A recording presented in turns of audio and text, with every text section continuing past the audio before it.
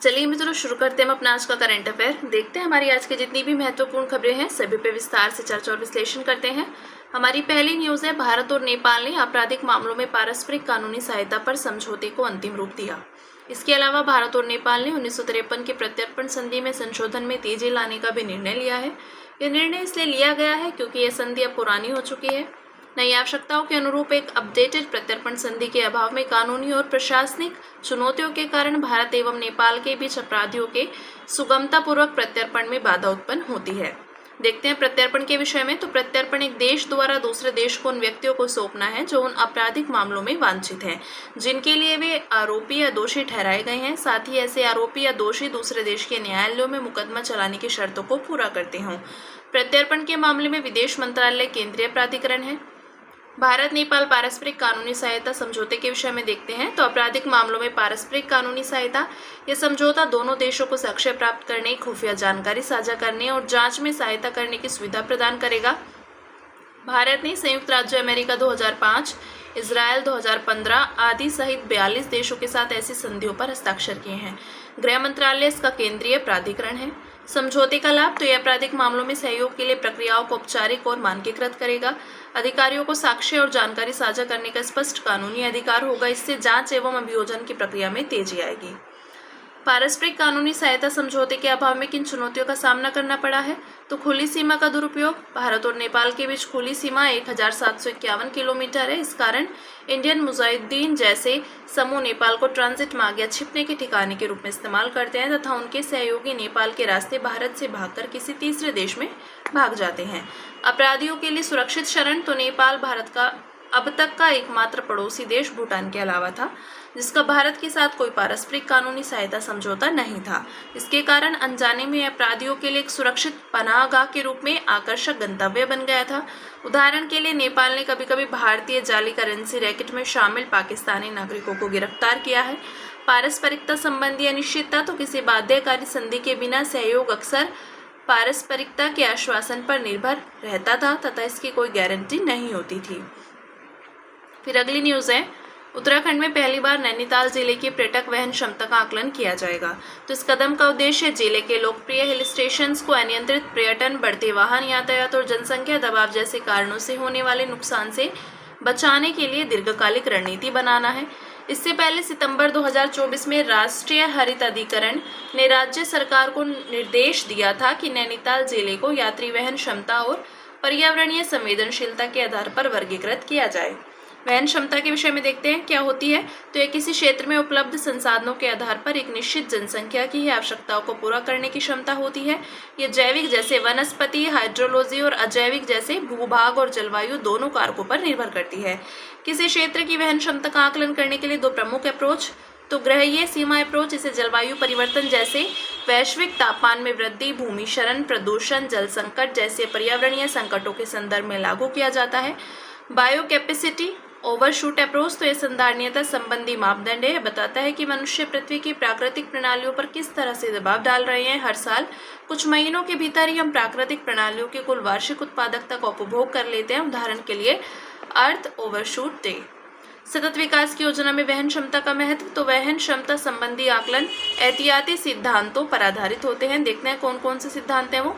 तो अनिश्चितता की स्थिति में निवारक कार्यवाही करना, विकासात्मक गतिविधियों के समर्थकों पर बर्डन ऑफ प्रूफ, संभावित रूप से हानिकारक कार्यों के विकल्प तलाशना और निर्णय लेने में आमजन या हितधारकों की भागीदारी को बढ़ाना।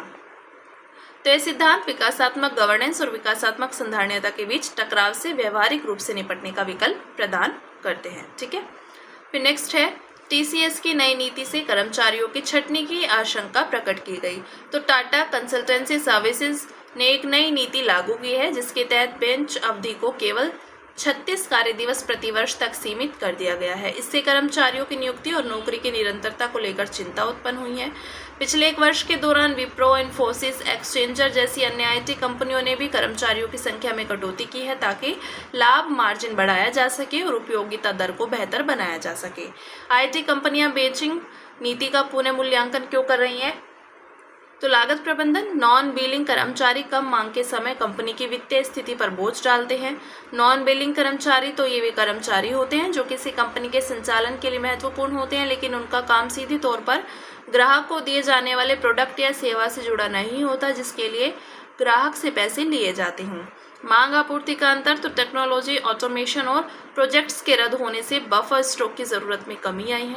उपयोगिता दरें, तो कंपनियां प्रोजेक्ट कर्मचारी अनुपात को बेहतर कर लाभप्रदता बढ़ाना चाहती है। नैतिक और सामाजिक चिंताएं, तो कॉर्पोरेट सामाजिक उत्तरदायित्व, कंपनियों की जिम्मेदारी है कि वे न्याय संगत और मानवीय वर्कफोर्स प्रबंधन को सुनिश्चित करें, विशेष रूप से जब उन्होंने कर्मचारी प्रशिक्षण पर बड़ा निवेश किया हो। कर्मचारी अधिकार, तो व्यावसायिक दक्षता और कर्मचारी कल्याण के बीच संतुलन बनाना अत्यंत आवश्यक है। नीतियों के जरिए ऐसा माहौल नहीं बनाया जाना चाहिए जो हायर एंड फायर यानी भर्ती और छटनी संस्कृति को बढ़ावा दे। मनोवैज्ञानिक प्रभाव, तो इस प्रकार की नीतियों से कर्मचारियों में चिंता, तनाव और मानसिक स्वास्थ्य समस्याएं उत्पन्न हो सकती है। निष्कर्ष, आईटी क्षेत्र में नीतियों में बदलाव एक गतिशील उद्योग को दर्शाता है जो नई आर्थिक वास्तविकताओं और तकनीकी प्रगति के साथ तालमेल स्थापित कर रहा है। भारत के आईटी क्षेत्र के संधारणीय विकास के लिए एक सहयोगात्मक और सहानुभूतिपूर्ण दृष्टिकोण आवश्यक है जो यह सुनिश्चित करे कि नीतियां व्यावसायिक लक्ष्यों को कुशल, संलग्न और सुरक्षित कार्यबल की महत्वपूर्ण आवश्यकताओं के साथ संतुलित कर रही हैं। फिर नेक्स्ट है, भारतीय थल सेना एकीकृत युद्धक समूह सिद्धांत को आगे बढ़ाने के लिए अपनी युद्धक क्षमताओं में वृद्धि कर रही है।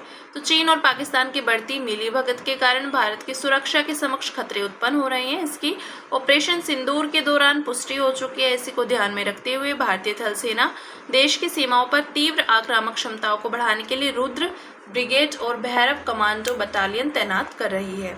देखते हैं भारतीय थल सेना की युद्धक क्षमताओं में संरचनात्मक सुधार।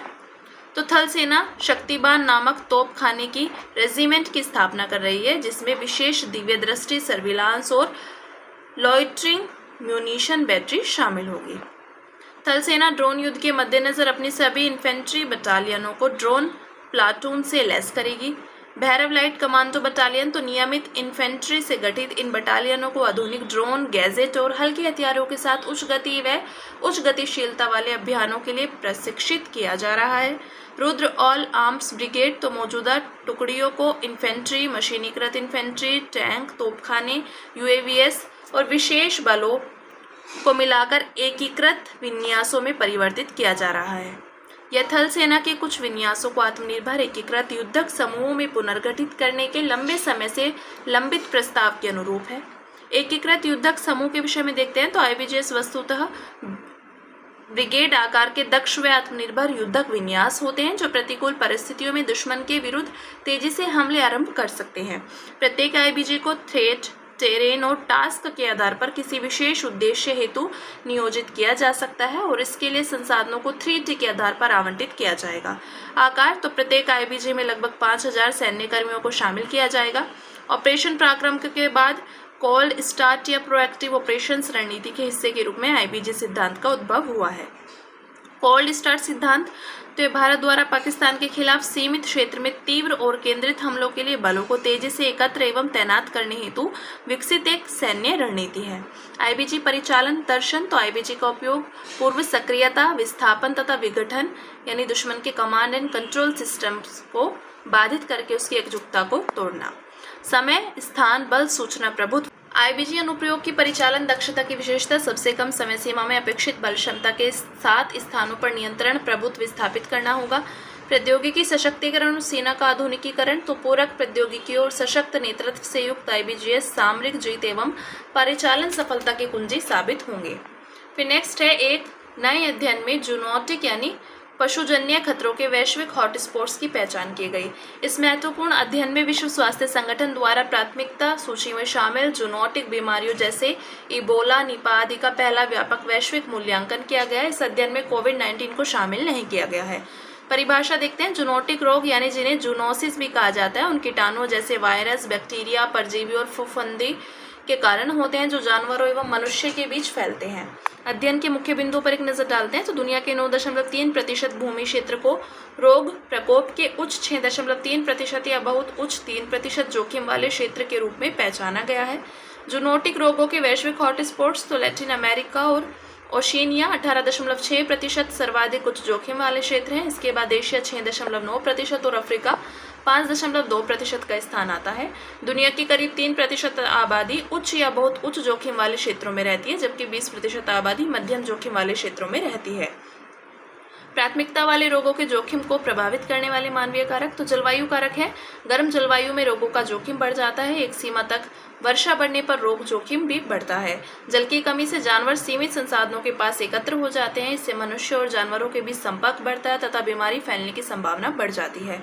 पर्यावरणीय और भूमि उपयोग कारक तो उच्चतर पशुधन घनत्व से संक्रमण का खतरा बढ़ता है, खासकर जब पशु मानव बस्तियों के पास होते हैं। बार बार भूमि के उपयोग में बदलाव और वनों के नजदीक रहने से मनुष्य एवं जंगली जीवों के बीच संपर्क बढ़ जाता है। इससे बीमारी फैलने का खतरा बढ़ जाता है। जनसंख्या घनत्व तो जनसंख्या घनत्व बीमारी के प्रकोप के जोखिम को सबसे अधिक प्रभावित करने वाला अकेला कारक है। यह प्रभाव उन क्षेत्रों में और भी अधिक होता है जिनका तेजी से शहरीकरण हो रहा है, अनियोजित तरीके से विकसित हुए हैं और जहां खराब स्वास्थ्य बुनियादी ढांचा है। नीति संबंधी सुझाव तो जलवायु अनुकूलन, सतत भूमि उपयोग पद्धतियां और शहरी नियोजन सुधार बहुत जरूरी है। ज्यादा जोखिम वाले क्षेत्रों में स्वास्थ्य प्रणाली को मजबूत बनाना चाहिए, खासकर जूनोसिस की निगरानी को प्राथमिकता दी जानी चाहिए। मशीन लर्निंग मॉडल संवेदनशील क्षेत्रों में निगरानी की पहचान करने और उसे प्राथमिकता देने में बहुत प्रभावी साबित हो सकते हैं। वन हेल्थ पर आधारित वैश्विक तैयारियों के लिए जलवायु, कृषि, पर्यावरण और स्वास्थ्य जैसे सभी क्षेत्रकों के बीच सहयोग आवश्यक है। अब बात करेंगे अन्य सुर्खियों की, जिसमें पहली न्यूज है माजुली द्वीप। तो माजुली द्वीप के लोग ब्रह्मपुत्र नदी के किनारे कंचन के पेड़ लगाकर नदी के तट के कटाव से निपटते हैं। देखते हैं इसके विषय में। माजुली ब्रह्मपुत्र नदी पर स्थित विश्व का सबसे बड़ा नदी द्वीप है। यह 2016 में भारत का पहला नदी द्वीप जिला बन गया। यह दक्षिण में ब्रह्मपुत्र नदी और उत्तर में खेरकुटिया ज्योति प्लस सुबनसिरी नदी द्वारा निर्मित एक द्वीप है। यह आर्द्रभूमि यानी बेल्स और छोटे द्वीपों से घिरा हुआ है, जिन्हें स्थानीय रूप से चापोरिस के नाम से जाना जाता है। ये यूनेस्को विश्व धरोहर स्थलों की भारत की टेंटेटिव लिस्ट में शामिल है। यहाँ सत्र यानी वैष्णव मठ अवस्थित है, जो सांस्कृतिक और आध्यात्मिक केंद्र के रूप में कार्य करते हैं। सत्र संस्था असम में वैष्णववाद की एक अनूठी विशेषता है, जिसकी स्थापना असमिया संस्कृति के जनक शंकर देव ने की थी।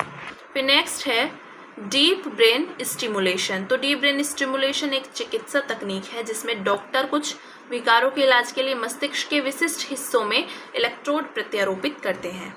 डीबीएस के विषय में देखते हैं तो इलेक्ट्रोड छाती में त्वचा के नीचे लगाए जाने वाले पेसमेकर जैसे उपकरण से जुड़े होते हैं, जो असामान्य मस्तिष्क गतिविधि को समायोजित करने के लिए नियंत्रित विद्युत आवेग भेजते हैं।